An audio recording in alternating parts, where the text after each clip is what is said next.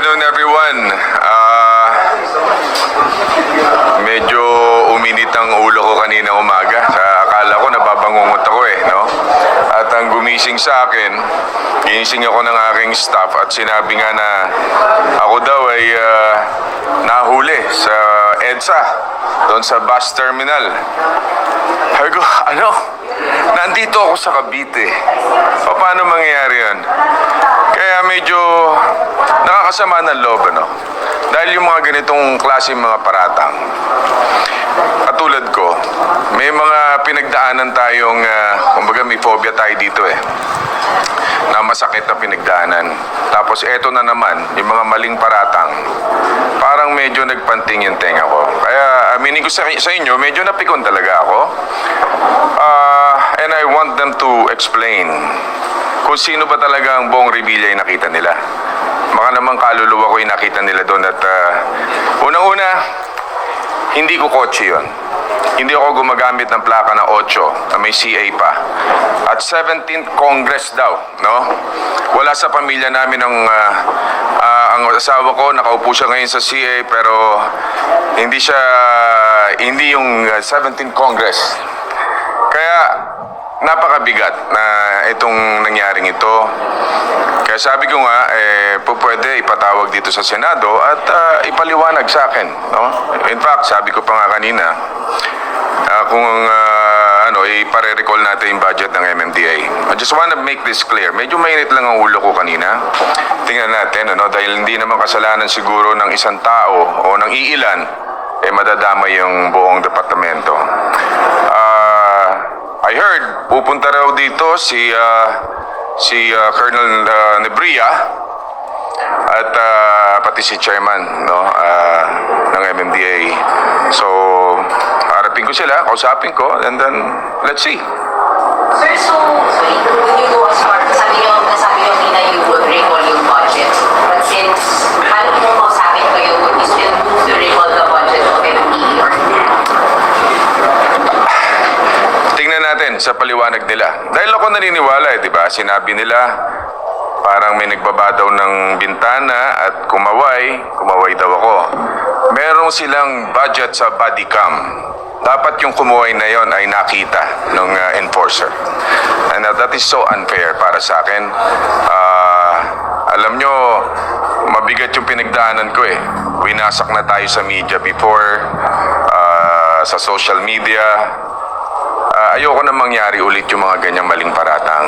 Kaya nanginig talaga yung laman ko. Kaya yung pagising ko kanina medyo na high blood ako. Napaanak ng teteng ako. Pasensya na po. So, harapin niyo po si Chairman Artes? Yes. Harapin ko sila. Miski si Bong Nebria. Kung sa atin, bilang isang senador, nagagamit nila. Kung nagpapapogi sila at gagamitin lang senador, sana yung totoo, huwag yung mali. Siyempre, alam naman natin, yung mga kababayan natin dyan, nata-traffic, tayo sumusunod din sa batas trapiko. At wala sila dapat tinitingnan o tinititigan. Kung kinakailangan, kung talaga nagkasala yung senador, o kahit sino pa siya na talaga namang tikita nila. Hindi yung gagamitin mo sa publicity para sumikat ka at magpapogi ka at the expense of what? Miski yung mga maliliit nating gumagamit ng lansangan, kawawa din. Kung sa amin nagagawa, what more yung mga maliliit? Sir, yung sinabi daw kasi nung nagpanggap po na senador, may budget deliberations daw kaya nagmamadali. Sir, you think kung ganun yung reason, dapat ikita na rin na yung reason? Exactly. Dapat ikita nila kahit na sino pa yun, senador o congressman. Unang-una, magkakasama tayo dito kagabi. Umabot na tayo ng what time? 1:30 na yata or almost 2 o'clock in the morning. So, imposible pong nandun ako. Nasa Cavite po ako. So, hindi po si Bong Revilla yun. Kung mag-sorry po, tatanggapin. Kung mag-sorry si Bong. Siguro hindi sila dapat sa akin mag-sorry. Mag-sorry sila sa bayan. Dahil ang binigyan nila ng maling impormasyon ay ang taong bayan Pero yung budget, sir, hindi nyo na ipapalipon. Sabi ko nga, hindi kasalanan ng lahat yung kasalanan ng isa, ng ilan. Pero dapat, Tingnan ko muna kung ano yung sasabihin nila mamaya. So, let's just wait and see. So you're still considering, sir, the recall, just to be safe, just to be sure, sir, for the soundbite. Are you still considering the recall of MPs? I'll think about it. Depende sa mangyayari mamaya.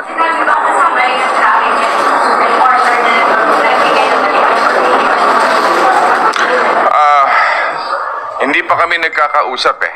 So, kaya nga sa pagpunta nila ngayong hapon dito, let's see kung ano yung sasabihin nila.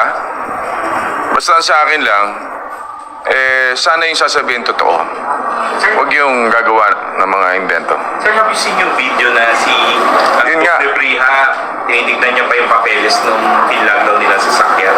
Diba sana siya kung nandun kayo sa loob ng sasakyan, siya rin mismo yung nakapagsabi kung kayo talaga yung nandun sa loob. Kasi pinlockdown niya, tinignan niya yung mga papeles ng sasakyan. O, yun nga eh. Kaya yun yung mga ganyan dapat ipaliwanag nila eh. Kung nandun siya mismo, dapat in-approach niya, di ba? Total naman, nagpapapogi siya. Dapat nagpapogi na siyang totoo, talagang pogi. Mayo, natutulog yung totoong pogi eh. Sign ba yung, sir, is this a sign na nangyari ko yung sinabi niya na mukhang nagpapalusot talaga sila ng PAP doon sa busway? Na pag sinabi ni Congressman or Senator, sir, mukhang pinapalusot din talaga.